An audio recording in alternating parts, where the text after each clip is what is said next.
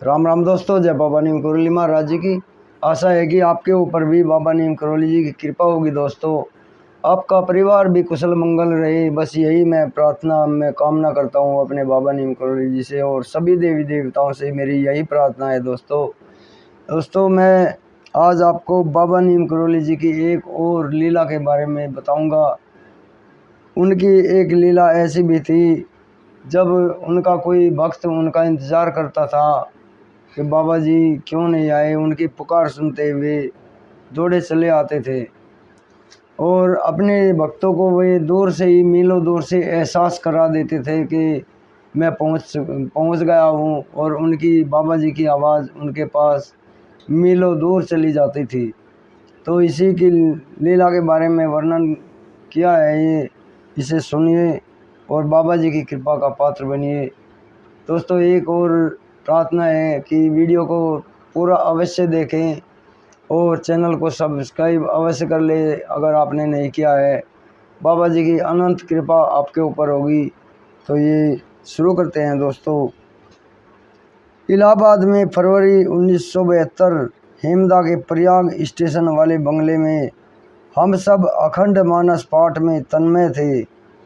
उस वर्ष महाराज जी जाड़ों में हर वर्ष की भांति नहीं आए थे। हम सब तड़प रहे थे उनके दर्शनों को, और इस मानस पाठ के द्वारा हम उन्हें प्रयाग खींचने का प्रयास कर रहे थे। पाठ का दूसरा दिन एवं अंतिम दिन था, परंतु आनंद में, संगीत में होता गया यह पाठ पूर्ण न हो पाया। रात को 6:30 बजे यह पाठ पूरा हुआ। तब पाठ पूर्ण होने के बाद आरती पूजन हो पाया और प्रसाद वितरण हो ही रहा था कि दादा के घर उनका भांजा आया और कहने लगा कि महाराज जी आ गए हैं। दादा और चाची तुरंत भाग लिए और हम भी जल्दी जल्दी प्रसाद वितरित कर उनके दर्शनों को भागे। और तब उन महान आश्चर्य लीला का वर्णन प्रारंभ हुआ जब श्री माँ द्वारा बाबा जी ने उन्हें दिखाई थी।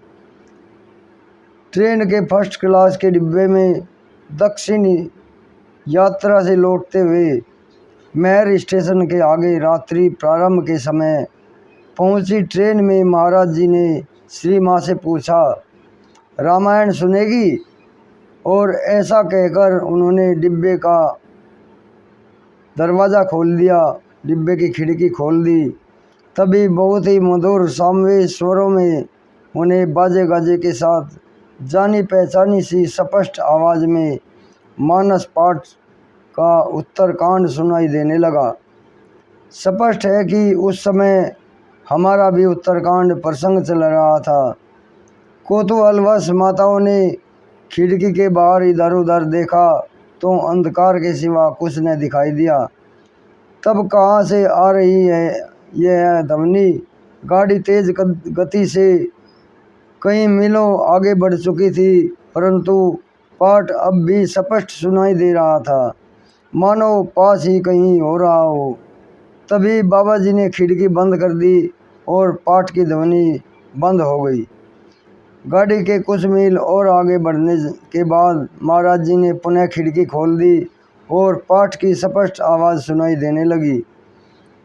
तब माँ और जीवंती माँ ने एक दूसरे का मुंह देखना शुरू किया और खिड़की पुनः बंद हो गई तो पाठ भी पुनः सुनना बंद हो गया। बाबा जी ने एक दो बार ऐसे ही अपनी महिमा का खेल किया और फिर इलाहाबाद आ गई। तब दादाजी के घर पहुंचकर ही माँ तथा अन्य लोगों को पता चला कि वह मानस पाठ तो हेमदा के घर पर हो रहा था। जय बाबा नीम करोली महाराज जी। दोस्तों, ये बाबा जी की महिमा ये है, कण कण में उनका वास है, उनके पूरी प्रकृति के ऊपर उनकी पकड़ है। दोस्तों, अगर उन्होंने कुछ प्रकृति के ऊपर कोई आदेश कर दिया तो प्रकृति को उसे पूरा करना ही पड़ता है। तो दोस्तों, वे भगवत स्वरूप हैं, उनकी महिमा का कोई पार नहीं है। इन्हीं की एक और लीला के बारे में बताऊंगा मैं। जब बाबा जी वृंदावन आश्रम पहुँचते तो मीलों दूर एलादपुर गांव अलीगढ़ में बैठे अनन्य भक्त श्री होतदत्त शर्मा जी तक उनकी आवाज़ स्वतः ही पहुंचने लगती थी। तभी शर्मा जी समझ जाते थे कि महाराज जी वृंदावन पहुंच चुके हैं और उन्हें बुला रहे हैं। तब वे दौड़ पड़ते और वृंदावन की ओर। उन्हें महाराज जी भी वहाँ मिल जाते और उनके चरणों में लौटने का परम सौभाग्य भी मिल जाता। तो दोस्तों, ये बाबा जी की महिमा है, जिसके ऊपर इनकी कृपा हो जाती है मेरे प्रभु की, बस उसके जो जीवन स्वर्ग हो जाते हैं। दोस्तों, अभी इजाज़त लेता हूँ, आगे फिर बाबा जी की कोई अन्य महिमा, अन्य लीला का वर्णन करूँगा।